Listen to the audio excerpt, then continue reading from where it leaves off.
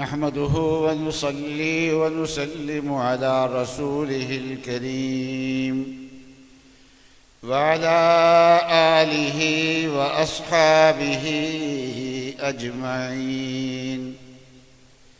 اللهم صل على سيدنا ومولانا محمد وعلى آل سيدنا ومولانا محمد وبارك وسلم صلاة وسلاما كثيرا كثيرا. مولاي صل وسلم دائما أبدا على حبيبك من زانت به العصر. أما بعد، فأعوذ بالله من الشيطان الرجيم. بسم الله الرحمن الرحيم. ربنا واجعلنا مسلمين لك ومن ذريتنا أمة مسلمة لك وأرنا مناسكنا وتب علينا إنك أنت التواب الرحيم. صدق الله العظيم وصدق رسوله النبي الكريم. بزرگان محترم، علماء کرام، مشائخ اعظام، یہ علم و عمل کا مرکز، یہ ارشاد و احسان کا مرکز، جس میں اس وقت بڑے بڑے علماء کرام اور مشائخ اعظام موجود ہیں، ان کی موجودگی میں مجھے چند باتیں عرض کرنے کا موقع مل رہا ہے۔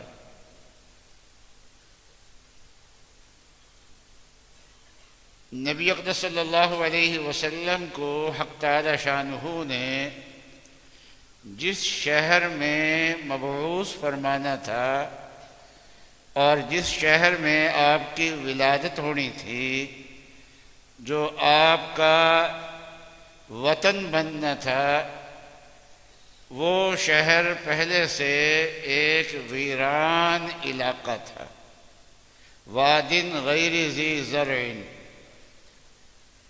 پھر اس کو شہر بنایا گیا، اور ایسا شہر بنایا گیا کہ اس کا نام ام القریٰ رکھا گیا، یعنی یہ صرف ایک شہر نہیں بلکہ دنیا کی جتنی شہر ہیں ان سب کی یہ ماں ہے، بنیاد ہے یہ سب کی، مرکزی شہر، مرکزیت اس کو حاصل ہے، عالم پوری دنیا میں اس شہر کو مرکزیت حاصل ہے۔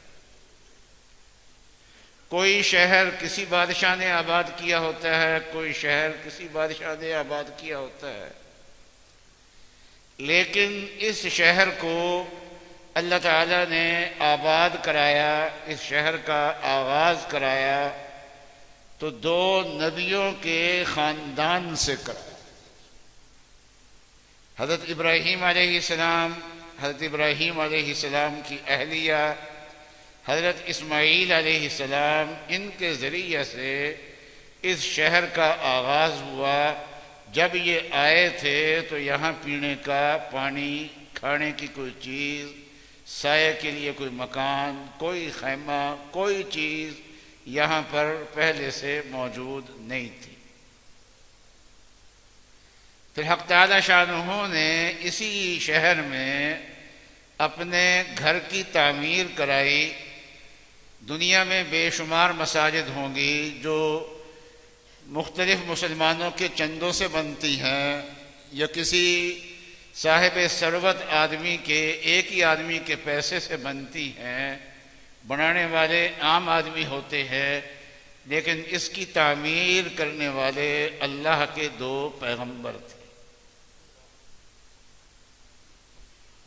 یہ شہر، یہ عظیم الشان شہر آباد ہو گیا۔ اور اس میں اللہ کا گھر بھی بن گیا. پورے جہان کی روح جو ہے یہ بیت اللہ شریف ہے. پورے جہان کی روح بیت اللہ شریف ہے. جب تک یہ بیت اللہ رہے گا دنیا قائم رہے گی، قیامت نہیں آئے گی.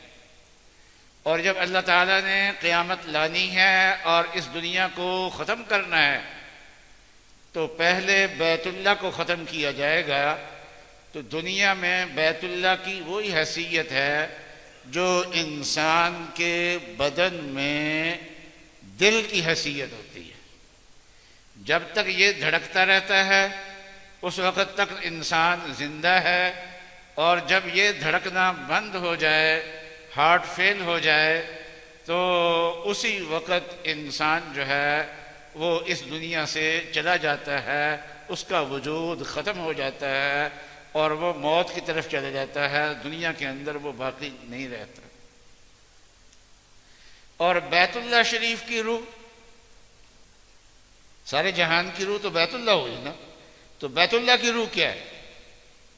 حضرت ابراہیم علیہ السلام نے اللہ تعالیٰ سے اس گھر کو آباد کرنے کے لیے ایک پیغمبر مانگا تھا. ایک پیغمبر مانگا، اور ان کی وہ جو پیغمبر مانگے ہیں اللہ تعالیٰ سے، ان کی خدمات کیا ہوں گی، وہ کیا کام کریں گے؟ تو فرمایا کہ 4 کام کریں گے. ربنا وابعث فیہم رسولا منہم یتلو علیہم آیاتک، کہ اے اللہ اس میں ایک رسول بھیج دیجئے، اور جہاں جس رسول کا اللہ تعالیٰ سے مطالبہ کیا جا رہا ہے، مطالبہ کرنے والے اللہ تعالیٰ سے دعا مانگنے والے 2 پیغمبر ہیں. ان دونوں پیغمبروں کی اولاد ہو تو یہ رسول اللہ صلی اللہ علیہ وسلم ہی ہے. تو گویا حضرت صلی اللہ علیہ وسلم کی بعثت کی دعا مانگ رہے ہیں کہ گھر تو بنا دیا ہے، لیکن یہ گھر آباد کب ہوگا؟ جب آپ یہ آخری رسول بھیجیں گے، اور وہ آخری رسول آ کے 4 کام کریں گے. کیا 4 کام ہوں گے ان کے؟ پہلا کام یہ ہے کہ یتلو علیہم آیاتک، کہ وہ آپ کے قرآن کی آیت کی تلاوت کریں گے، قرآن پڑھائیں گے، قرآن کی کلاس لگائیں گے. قرآن پاک عربی زبان میں ہے، لغت قریش میں ہے، اور صحابہ اکرام بھی بیشتر عربی تھے، اور ان میں سے ایک بڑی جماعت جو ہے وہ قریش کے خاندان سے تعلق رکھتی تھی. گویا انہی کی لغت پہ قرآن نازل ہوا تھا، لیکن ان لوگوں کو قرآن پاک پڑھنے میں آزاد نہیں چھوڑا گیا، بلکہ یہ فرمایا گیا کہ جیسے نبی پڑھائیں گے اسی طریقے سے پڑھنا ہے، اور جیسے نبی لکھوائیں گے تو عربی کا رسم الخط بدلتا رہے، کچھ ہوتا رہے، لیکن یہ قرآن اسی انداز سے لکھا جائے گا جس انداز سے نبی اکرم صلی اللہ علیہ وسلم نے لکھوایا. اور دوسرا کام کیا کریں گے؟ وَيُعَلِّمُهُمُ الْكِتَابَ، کہ اللہ کی کتاب کا معنی سکھائیں گے. گویا کہ قرآن پاک کی تفسیر میں بھی اس وقت کے جو صحابہ ہیں جن کی لغت پہ قرآن نازل ہوا ہے، وہ اس کی تفسیر کرنے میں آزاد نہیں ہیں، بلکہ نبی اکرم صلی اللہ علیہ وسلم کی سنت کی روشنی میں قرآن پاک کی تشریح کرنے کے وہ پابند. وَيُعَلِّمُهُمُ الْحِكْمَةَ، اور یہ حکمت کی بھی تعلیم دیں گے. حکمت سے مراد سنت ہے، لیکن قرآن پاک میں جا بجا جہاں حضرت صلی اللہ علیہ وسلم کے بعثت کے مقاصد بیان کیے گئے ہیں، تقریباً 4 مقامات پہ آپ کی بعثت کے یہ 4 مقاصد بیان کیے گئے ہیں. سورہ بقرہ کی یہ آیت ہے، اور دوسرے پارے میں یہ ایک آیت ہے، پھر چوتھے پارے میں ایک آیت ہے، پھر 28ویں پارے میں سورہ جمعہ میں آیت ہے، 4 مقامات پہ ہے۔ تو نبی اقدس صلی اللہ علیہ وسلم کی سنت کو حکمت سے تعبیر کی ہے، اس کے اندر وہ ساری چیزیں آ جاتی ہیں۔ ادھر ذرا توجہ کریں، توجہ ادھر رکھیں۔ تو جو ساری چیزیں آ جاتی ہیں، آن رسول کی سنت بھی آ جاتی ہے، اور سنت سے مستنبت جتنے احکام و مسائل ہیں، علوم ہیں، وہ سارے اس کے اندر آ جاتے ہیں۔ وَيُعَلِّمُهُمُ الْحِكْمَةَ، اور چوتھا ہے وَيُزَكِّيهِمْ، اور ان کا تزکیہ کریں گے۔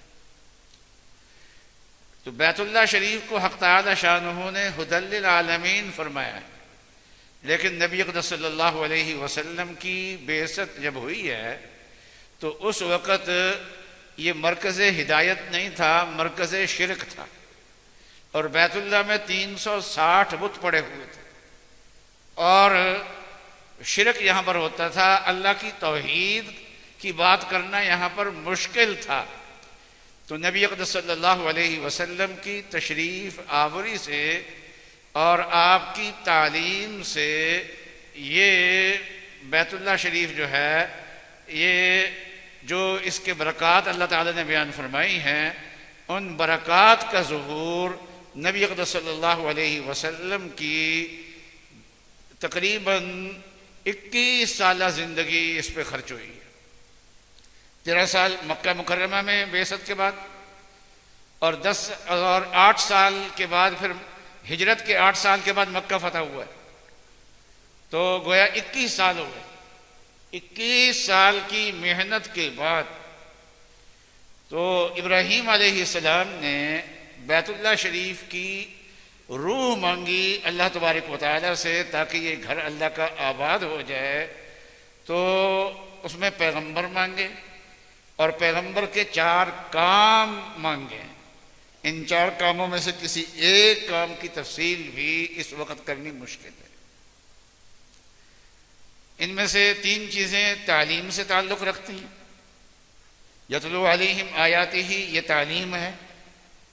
وَيُعَلِّمُهُمُ الْكِتَابَ وَالْحِكْمَةَ، یہ دونوں چیزیں بھی تعلیم ہیں۔ تو 3 چیزیں جو ہیں وہ تعلیم سے تعلق رکھتی ہیں۔ اور وَيُزَكِّيهِمْ، یہ تزکیہ یہ تربیت سے تعلق رکھتا ہے۔ مطلب یہ ہے کہ نبی اقدس صلی اللہ علیہ وسلم کے بعثت کے جو 4 مقاصد ہیں، ان کا اگر اختصار کیا جائے تو 2 چیزیں ہیں، تعلیم اور تربیت۔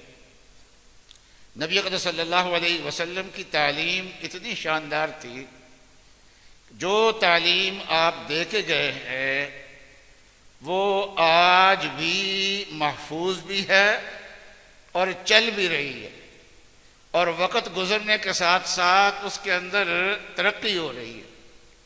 نبی اقدس صلی اللہ علیہ وسلم کے زمانے میں لوگوں نے قرآن پاک حفظ کیا، لیکن جو صحابہ کے بعد کا زمانہ آیا اس میں قرآن پاک حفظ کرنے والے اس سے بھی زیادہ ہو گئے، اللہ تعالیٰ نے اس سے زیادہ بنا دیے۔ اس طریقے سے وقت گزرنے کے ساتھ ساتھ، اور اس وقت صرف وفاق المدارس العربیہ پاکستان سے جو حفظ کے طلباء کامل الحفظ امتحان دے رہے ہیں، ان کی تعداد 1 لاکھ سے زیادہ ہے۔ یہ صرف ایک جو دیوبندیوں کا بورڈ ہے، یہ صرف ان میں، اور ہمارے جو بیشتر مکاتب ہوتے ہیں وہ کسی وفاق کے ساتھ ملحق بھی نہیں ہوتے، مسجدوں میں کام کر رہے ہوتے اور کسی وفاق کے ساتھ ملحق بھی نہیں ہوتے۔ تو جو وفاق کے ساتھ ملحق نہیں ہے وہ اس کے علاوہ ہے۔ اب انڈیا میں چل جائیں، وہاں بھی لاکھوں آپ مل جائیں گے، بنگلہ دیش میں چلے جائیں لاکھوں مل جائیں گے، عرب ممالک میں چلے جائیں تو تعداد جو ہے وہ مجموعی طور پہ لاکھوں میں وہاں بھی نکل آئے گی۔ تو ہر زمانے میں قرآن پڑھنے اور پڑھانے والے بھی بڑھ رہے ہیں، نبی اقدس صلی اللہ علیہ وسلم کی سنت کی تعلیم دینے والے بھی بڑھ رہے ہیں، اور نبی اقدس صلی اللہ علیہ وسلم نے صحابہ اکرام کا جو تزکیہ فرمایا، جو ان کا ایمان بنایا، جو ان کا تقوی بنایا، جو ان کا عمل بنایا، جو ان کی نمازیں بنائیں، جو ان کا اخلاص بنایا وہ اتنا شاندار ہے کہ اس کو چیک کرنے والے اور امتحان لینے والے براہ راست اللہ تبارک و تعالی، اور اللہ تبارک و تعالیٰ فرماتے ہیں کہ میں خوش ہو گیا ہوں۔ اللہ تعالیٰ نے، کوئی استاد قسمت سے ہوتا ہے ایسا کہ اس کا رزلٹ 100% بھی ہو اور ہر طالب علم 100% نمبر لینے والا ہو، لیکن نبی اقدس صلی اللہ علیہ وسلم کے جو شاگرد ہیں وہ 100% کامیاب ہیں۔ آپ کے شاگرد 100% کامیاب ہیں اور ہر ایک 100% کامیاب ہے، اس لیے اللہ تعالیٰ ان سے راضی ہیں۔ اچھا، بعد میں تابعین سے بھی اللہ راضی ہیں، لیکن راضی ہونے کے لیے شرط ہے۔ صحابہ کے لیے کوئی شرط نہیں، ان کے لیے شرط ہے والذین اتبعوا، اتباع کریں، والذین اتبعوہم بإحسان، ساتھ احسان کی صفت بھی ان کے اندر پائی جائے، پھر اللہ تعالیٰ ان سے راضی ہے، پھر ورنہ راضی نہیں ہے اللہ تعالیٰ۔ ایک آدمی مجھے کہنے لگا کہ یہ یزید جو ہے نا، یہ تابعی تو ہے، صحابہ کو دیکھا ہے، ایمان کی حالت میں دیکھا ہے۔ میں نے کہا پھر؟ کہنے لگے پھر اللہ ان سے راضی۔ میں نے کہا نہیں، اللہ تعالیٰ کی رضا 2 شرطوں کے ساتھ ہے۔ صحابہ سے اللہ راضی ہیں، کوئی شرط نہیں، اللہ کہتے ہیں کہ میں ان سے راضی ہوں۔ بلکہ بدریین کے بارے میں تو اللہ نے یہ کہہ دیا کہ آئندہ جو چاہو عمل کرو، میں راضی ہوں تم سے، جنت تمہارے لیے پکی ہے، واجب ہے۔ تو یوں کہیے کہ یہ 4 کام جو تعلیم و تربیت کے ہیں، یہ رسول اللہ صلی اللہ علیہ وسلم کے کام ہیں، یہ بیت اللہ کی بھی روح ہیں۔ تو یوں کہیے کہ جن مراکز میں یہ 4 کام ہو رہے ہیں وہ مراکز پوری دنیا کے باقی رہنے کا سبب ہے، دنیا کی بقا کا سبب ہے۔ آپ کا یہ ادارہ بھی انہی میں شامل ہے۔ اللہ تبارک و تعالیٰ نے انبیاء علیہم السلام بھیجے، بس اوقات ایسا بھی ہوا کہ ایک نبی آئے، ان کے بیٹے بھی پھر نبی بنے، پھر ان کے پوتے بھی نبی بنے، پھر ان کے پوتوں کے بیٹے بھی نبی بنے، پھر ان کے خاندان میں ہزاروں نبی بنے۔ تو یہ اللہ تعالیٰ جب یہ نبیوں پہ یہ انعام فرماتے ہیں تو اس کو یہ بڑی سعادت کی بات ہوتی ہے۔ چنانچہ اس عظیم سعادت کو نبی اقدس صلی اللہ علیہ وسلم نے ایک موقع پہ بیان فرمایا کہ الکریم ابن الکریم ابن الکریم ابن الکریم۔ کریم کہتے ہیں معزز شخصیت کو، معزز شخصیت جو بیٹا ہے ایک معزز شخصیت کا، وہ بیٹا ہے ایک معزز شخصیت کا، وہ بیٹا ہے ایک معزز، یعنی 4 لڑیاں جو ہے، 4 پشتیں جو ہیں وہ معزز ہی معزز ہیں۔ پھر اس کی تشریح فرمائی یوسف ابن یعقوب ابن اسحاق ابن ابراہیم۔ یوسف بھی اللہ کے نبی اور یعقوب علیہ السلام بھی اللہ کے نبی، اسحاق علیہ السلام بھی اللہ کے نبی، ابراہیم علیہ السلام بھی اللہ کے نبی۔ آج نبی تو نہیں آئیں گے، لیکن اللہ تبارک و تعالیٰ نبیوں کا وارث بنائے، پھر بیٹے کو بھی نبی کا وارث بنائے، پھر بیٹوں کے بیٹوں کو بھی نبی کا وارث بنائے۔ یہ اللہ تعالیٰ کا بڑا انعام ہے جس کو نبی اقدس صلی اللہ علیہ وسلم نے بطور خوبی کے ذکر کیا۔ ہمارے حضرت مولانا اشرف حمدانی رحمۃ اللہ علیہ قدس اللہ سرہ نور اللہ مرقدہ، بہت اللہ تعالیٰ نے ان کے اندر، ان کی زبان میں، ان کے دل میں سوز رکھا تھا، اور پھر اللہ تعالیٰ ان کے صاحبزادے ہیں، یہ ایک سے بڑھ کے ایک اللہ تبارک و تعالیٰ نے قابلیت عطا فرمائی اور صلاحیتیں عطا فرمائیں، اور یہ مرکز جو ہے یہ آباد ہے، اور بھی جگہ دین کے کام ان کے ہو رہے ہیں۔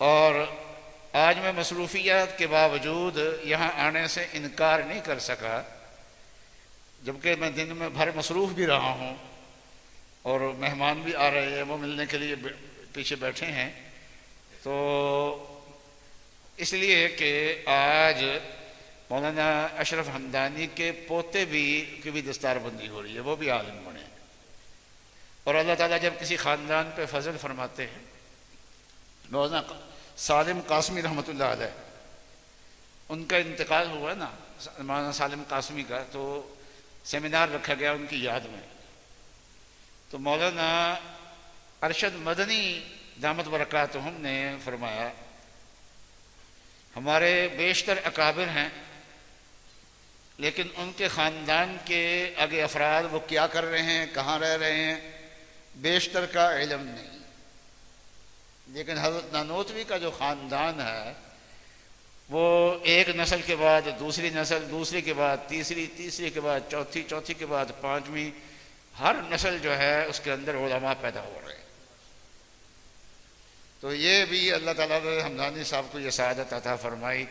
میں ان کے مولانا طلحہ ہمدانی صاحب اور بچوں کے جو چچا جان یہاں موجود ہیں ان سب کو مبارکباد دیتا ہوں، بلکہ جتنے بھی حضرت کے محبت رکھنے والے ہیں ہمدانی صاحب سے رحمۃ اللہ علیہ سے، ان سب کو مبارکباد دیتا ہوں کہ وہ جو علم چھوڑ کے گئے تھے اس کا سلسلہ آگے چل رہا ہے، نسلاً بعد نسل، اللہ کرے قیامت تک چلتا رہے۔ وآخر دعوانا الحمدللہ۔